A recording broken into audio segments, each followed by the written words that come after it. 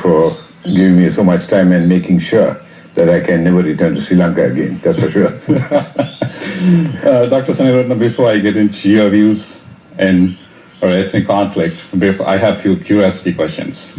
I have read and heard from many people that you are a very straightforward person. You give honest opinions and very sincere opinions. But I have heard from some other friends who are singular friends.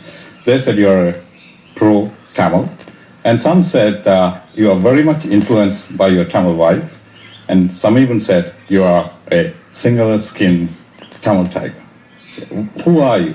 Well, how do you categorize yourself? It's a typical Tamil question into which 6 questions into one, and you want me to answer. Yeah.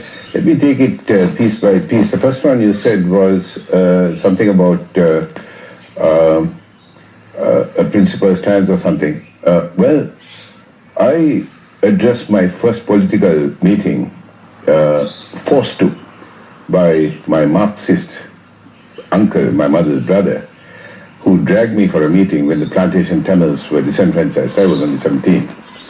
And he forced me to speak. And walking up the podium, didn't walk up, I was pushed up by people because I was reluctant to go. He made one statement, which I have treasured all my life. He said, say what is in your heart. And that is what I've been trying to do, to say what is in my heart, because this is not a single issue or a Tamil issue. This is a human rights issue of people who have been suppressed and oppressed and discriminated against because they were Tamils. They were a major contribution to Sri Lanka. The first act was to disenfranchise not your ethnic group or the ethnic group of the majority of Tamils here, but of the plantation Tamils. And that's the time that I got stirred up. And then, of course, it went on to what is today almost a genocidal massacre of the Tamils. As for my Tamil wife, I wasn't married when I was 14, nor was I married when I was 17. My Tamil wife actually has been the cause of a lot of moderation of what I have said. If not for my Tamil wife, I'd have been a lot more forceful. No, I mean, there's absolutely nothing to do with my Tamil wife. So being a Tamil tiger terrorist, I've been called that, without question. I mean, if standing up for the Tamil people, which is what I'm all about, makes me a Tamil tiger terrorist, so be it. I mean, the fact, I did say that if I'm a Tamil tiger terrorist, so is Chandrika Kumartunga, because we all come from the same family. I mean, I can't be a Tamil tiger terrorist and she be a single patriot. I mean, that's nonsense. I think that I am neither pro-tiger nor anti-tiger. I don't need to be. I am unashamedly and unapologetically pro the Tamil people. I mean, I've been asked whether I could give a balanced view. I can't. I have to be partisan. Just as much as in World War II, you couldn't give a balanced view of the war. You had to, say that what Mr. Hitler was doing in the concentration camps was wrong. Full stop. Right now, you can't give a balanced view. You have to be either pro-government, fair enough, or pro-Karuna, or whoever is in bed with the government, or pro the Tamil people. It's a question of the oppressor or the oppressed. I'm with the oppressed.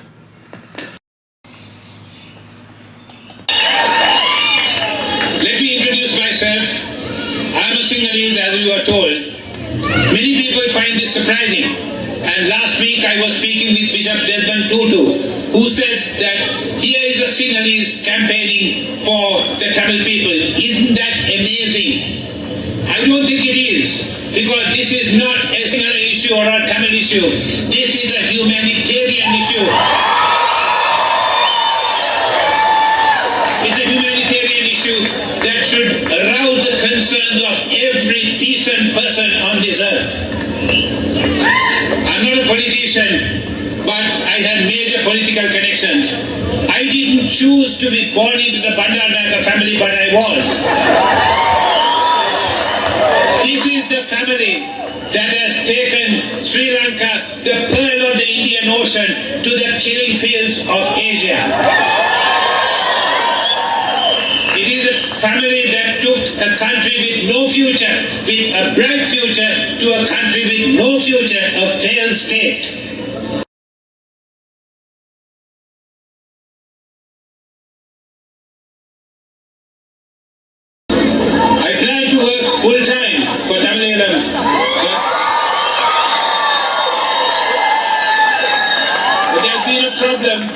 I won't discuss that with the problem here, it's on the net. I want to be made, if I live long enough, the foundation professor of medicine in the University of Tamil Nadu.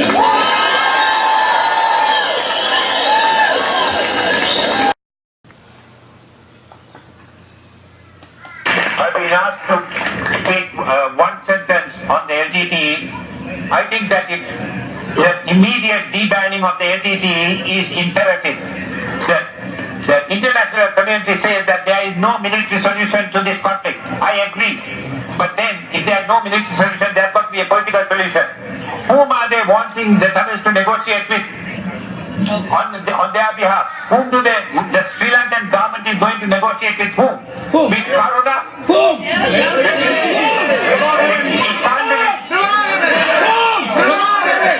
It can't be Karuna. He is a murderer. There is no question about that. We can't be brilliant. So it has got to be the LTTE, the legitimate representatives of the Tamil people. And any doubt about that? Can we have a referendum in the north and the east to ask the Tamil people, not with a gun in your hand, just to ask the Tamil people whether they support the LTTE or any other breakaway group? And you will find that 99.9% of them support the LTTE because they are the only people who are prepared to lay down their lives for our people.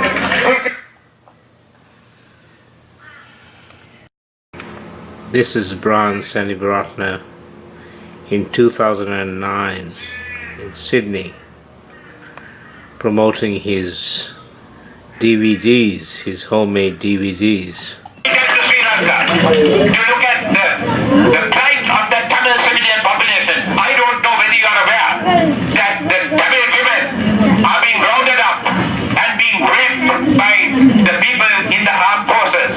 And I know for a fact, because all my students are doctors there, the Tamil women who are pregnant are being aborted and the girls are being sterilized. How do I know that? I got jolly good evidence which I have presented on a DVD. I have burnt 12 DVDs which I will make available to the Socialist Alliance and to you people. Just send me an email and I'll send it to you for free. I'm 77, I don't know how long I'm going to be on this planet. I'm not going to take all this money and walk off into the grave. So don't worry about it. You don't need to pay me. Just let me know that you want my DVDs and I'll send it to you. My name, of course, you know, is Dr. Brian Senewiratne.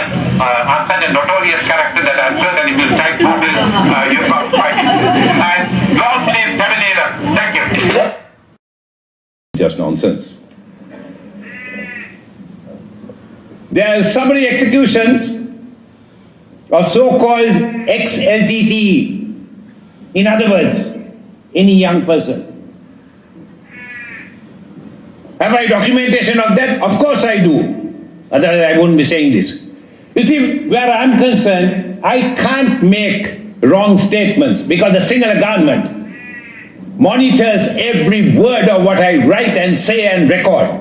That's why a couple of days ago, I put 100 DVDs in the dustbin, each costing me nearly $10. There's $1,000 went into the dustbin. And when my wife said, why this waste? I said, one single slide in that is wrong. Oh, I couldn't document it. There are 20,000 people died, were killed on the 17th of May. They probably were, but I couldn't document it. So I scaled it down to the figure that I could document, and that was 11,000. Although I'm sure it is wrong. Can you get out of the camps? Yes, you can. Provided the current going rate is 500,000 rupees. For 500,000 rupees, you can get out of the camp, and many have. Can you get into the camps to visit? Yes, you can. Provided you get permission from the Ministry of Defense. And I'm putting a piece on the net to be careful of that trap. You're going to get into the camps, and 3 Malaysians have just gone, spent 2 days, and have issued a document which came my way.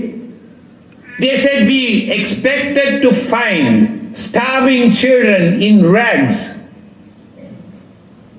and people who were depressed.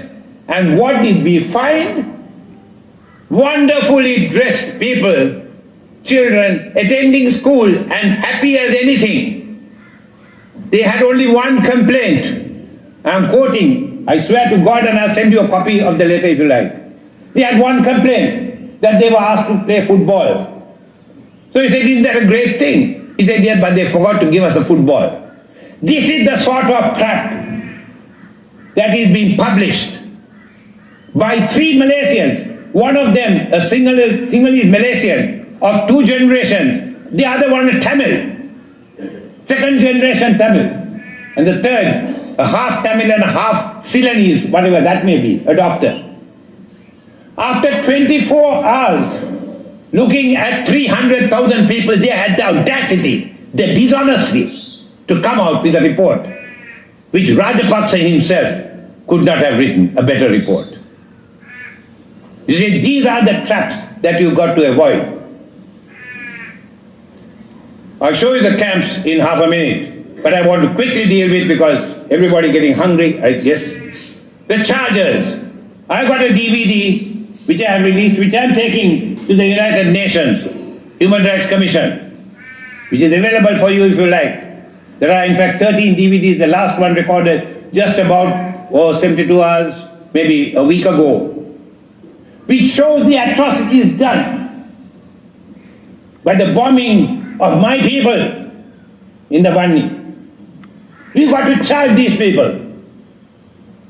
And in order to make them escape the charges, they are now being posted to the diplomatic service. One of them, Deputy High Commissioner to Malaysia. He's the guy who arranged that trip. And the other one, the guy who had the greatest reason to be prosecuted, he is the Deputy Ambassador to Germany, Uday Pereira. Uday, whatever his name is. The other thing is the youth. This is critical. I was asked to come here to address the youth, and I asked how many. He said there will be about 50 or 75. Would that do? I said, look, I'll talk to 5 Tamil youths. You know how many turned up? 450 here in Sydney. And we had to lock the door and put their parents outside. And people I've known for years and years said, tell Professor Senewiratne that Professor Kandaya is here. He said, no, I can't, because this is our function. There was no food, there was no chairs, the place was packed. I spoke for 2.5 hours, and when I finally left, I found that my car was surrounded by 100 Tamil youths. That is Tamil enthusiasm. And you, the parents, do not have the right to stop these people and their enthusiasm, which is happening. It's certainly happening in Brisbane.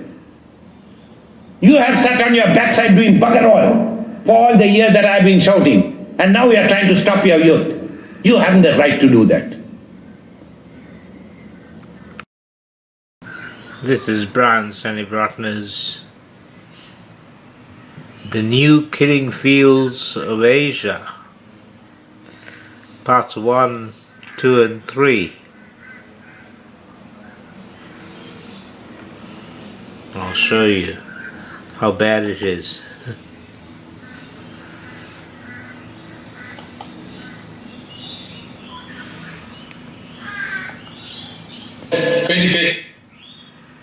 Of Asia.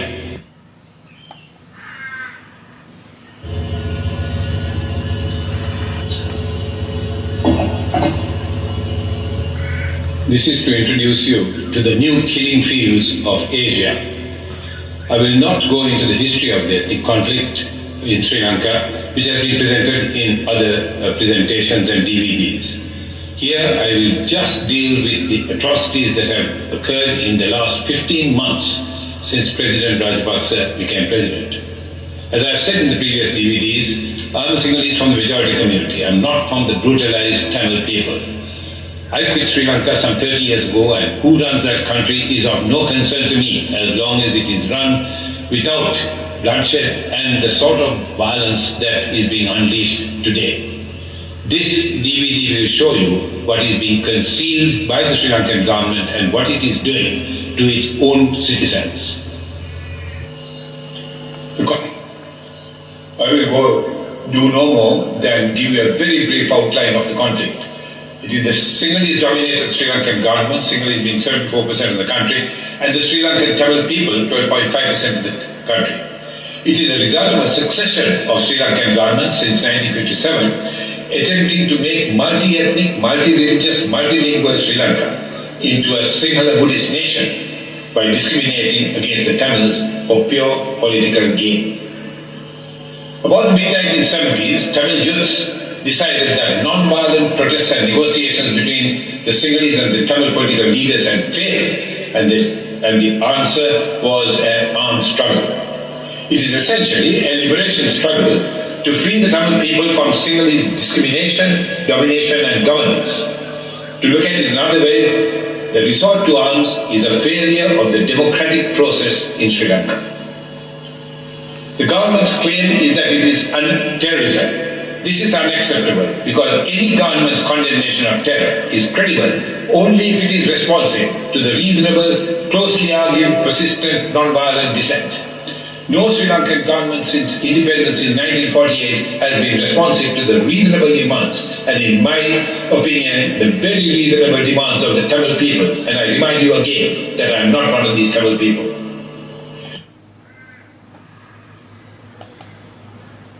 Welcome, ladies and gentlemen. There is actually a second half to this, and that is what happened in the last few months. The genocide that took place in Maldives, and that is on the second half of the, in fact on the first half of the DVD. I don't need to sell DVDs to survive. You can take the bloody DVD for free if you are that broke. What I want you to do is to duplicate them and give it. Don't give it to Siddhartha or Subramaniam or something. Give it to somebody who is white. In my practice, I do something which I think is highly illegal. A patient comes to see me with diabetes. Sugar is up in the 20s. Blood pressure is 200. The dog, I'm diabetic. I just sit down with the ground. But let me deal with this diabetes properly. I, for half an hour, I talk to him on diabetes and deal with it. Get his weight down, they're all overweight. Get their weight down, they get up down. I went, please, I haven't got any questions, is it wrong? No. He said, fine. Then can I see you in a week? He said, of course I will come. You keep a record of everything. And he gets up and I said, wrong. There is a bit of a problem in communication. Here is the DVD. Can you possibly have a look at it? And when you come next week, perhaps you might give me what your opinion is. In a week's time, he goes, oh God, you're just very wonderful. My sugar is not normal. What's the problem? Where is Muletim? Muletim, oh, that's the center in the hill country. I think Mr. Brown, you haven't seen that DVD. Now, if you want your diabetes problem to take that DVD and have a look at it and come back. Now, all the people in that area, 50,000 of them, can give you a talk on Tamil rights any time of the day. That's how we do it. You know, you really got to get the white people, I don't like to use that term, non-Sri Lankan people behind us. Kelly Rani is my member of parliament. I've known that guy for 20 years. He's as slippery and slimy as the others. They are no different. So is Stephen Smith. Slippery and slimy. They are great when they are in opposition. But when they get into power, they are a different ballgame. I can go and squat on any desk or outside, anytime. That's not, I got one vote and no money. And politicians will ask for only two things, money or votes. Or will that have married? If 50 people in my area will go and do the same thing that I'm doing and they are white, that's 50 votes. And that's what politicians do. You can't.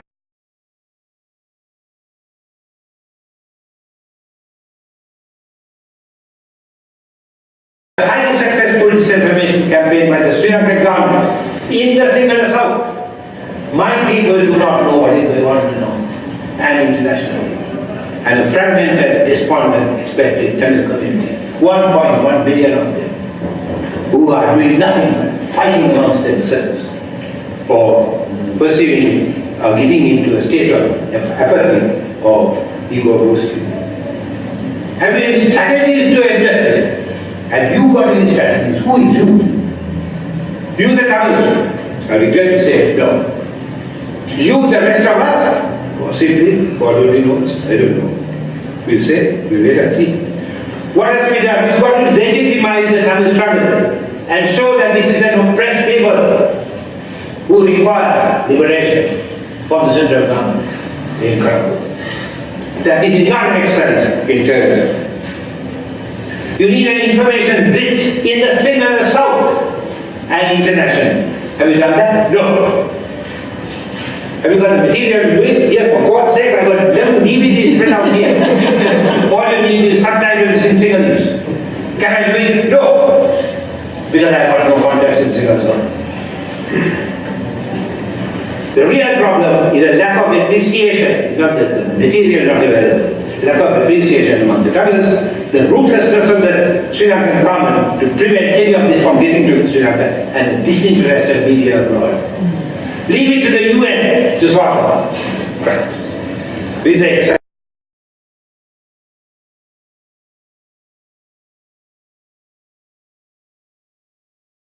development of Colombo under the Ministry of Defence. The Tamils, the Tamils, Sinhalese too, they were destroyed in Colombo. And so are the Muslims. To run a totalitarian state and internationally to play India against China, against the US. Finally, Australia's highly questionable asylum seeker policy, which I have dealt with. What can you do? I don't know. You can provide a voice for the voiceless people of Sri Lanka. You can address the disinformation campaign, which is what I try to do with my dozen DVDs. To break the censorship and demand the admission of an international human rights organization to all parts of Sri Lanka. To now collect the readily available evidence of war crimes committed by the government and the Tamil Tigers, past and present. Past Tamil Tigers are now in Rajapaksa's cabinet. Take them to the international court. To utilize the massive volume of data now available and charge them and take it to the UN Human Rights Council meeting next March. To organize and conduct a boycott as we did with South Africa. I'm not trying to reinvent the wheel.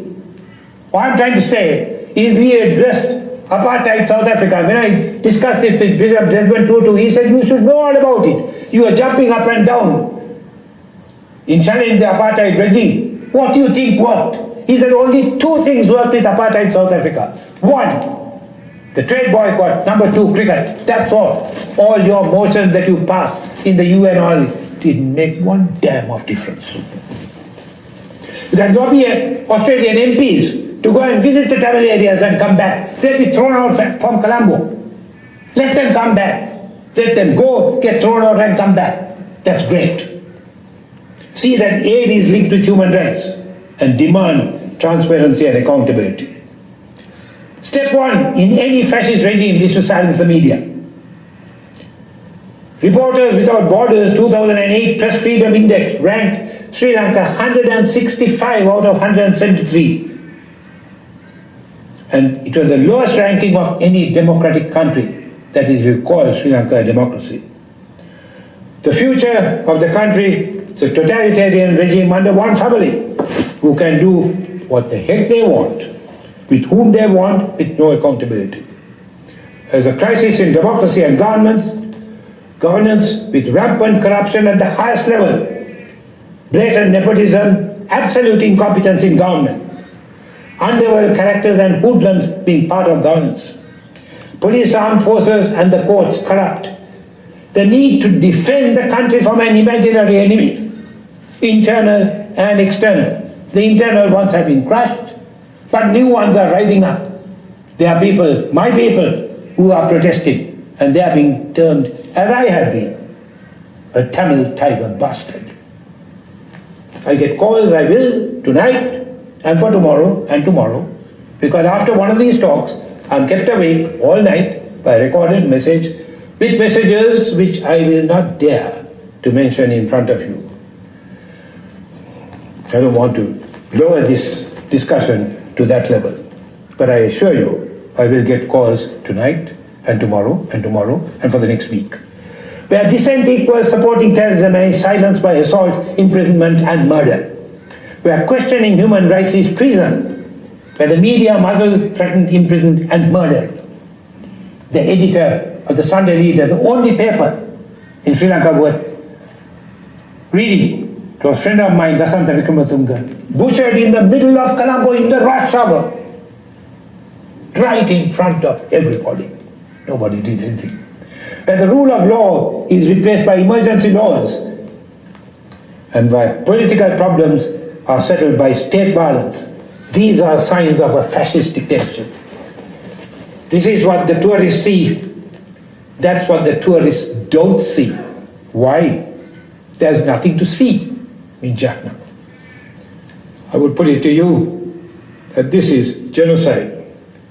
And before I leave, I will, after I take questions, present to you this university, a newly released book, of which I have all the copies, called Genocide in Sri Lanka. The last one, but the last page says, if this is not genocide, then what is it? Sri Lankan flag, says it all. I was around when this flag was being designed.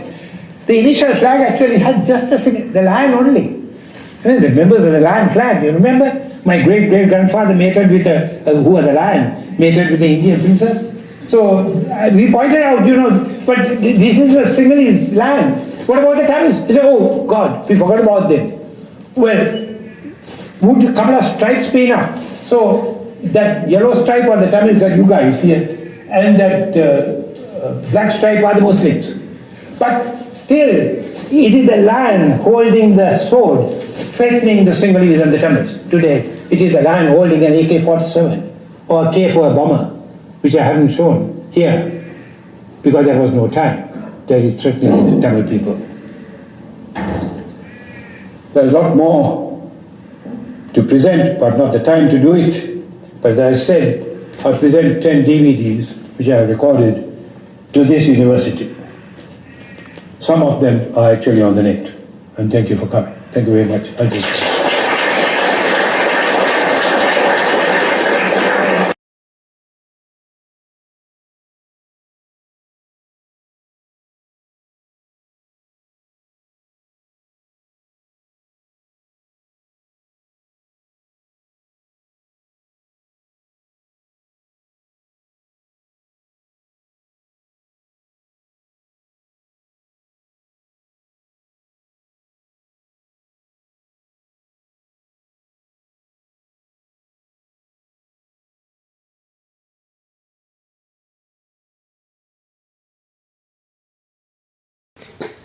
As a conclusion, I'll show you my father's newest publication, and I'll explain it to you.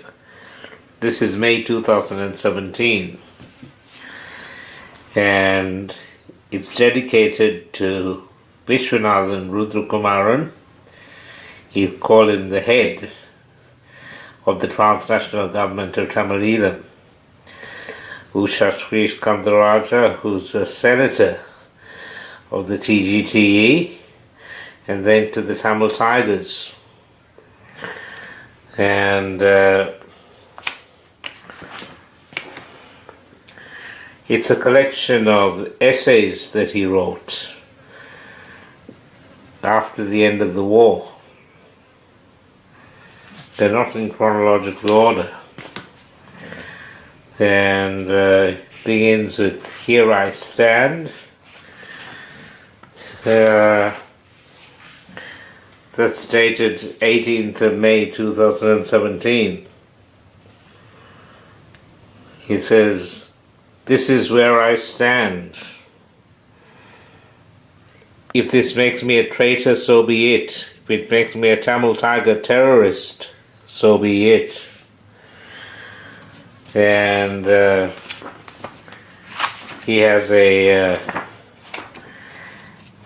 chapter on genocide with a capital G, dated from 2015, where he promotes his DVDs.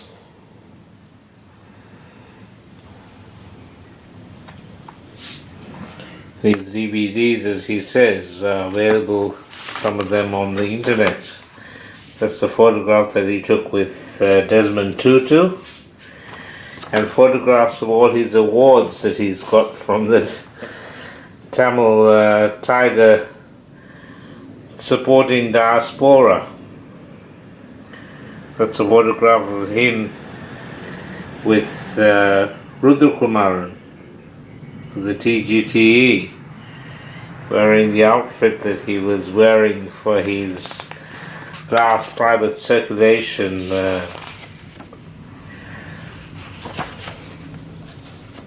presentation on the internet. And the last words that he has in it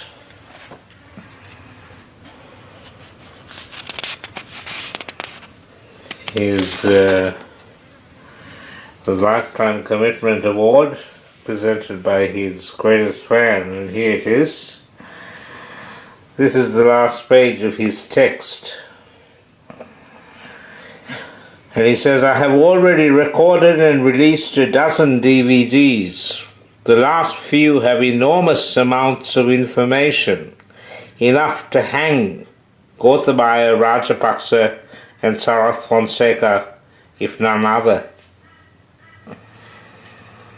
And he finally ends it, that "I am asking you, good men and women, to do something and not allow evil, the likes of Gotabaya Rajapaksa, his brother, the President and General, now ex, Sarath Fonseca, to triumph."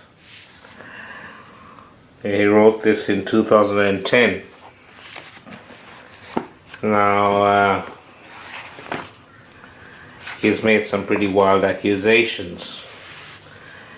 And he has defamed Lieutenant Colonel Gotabaya Rajapaksa.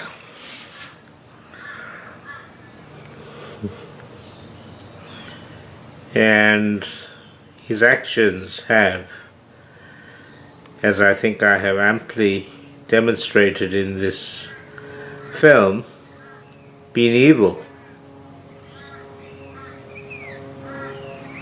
Whether or not he's a terrorist, he's certainly supported terrorism. But I think he's also implicated in many other crimes, including pretending to be a defense attorney, propagandizing and eulogizing for the Tamil Tigers, supporting their terrorism, talking up the war, defaming his enemies, demonizing his enemies, and lastly, violating many people's human rights.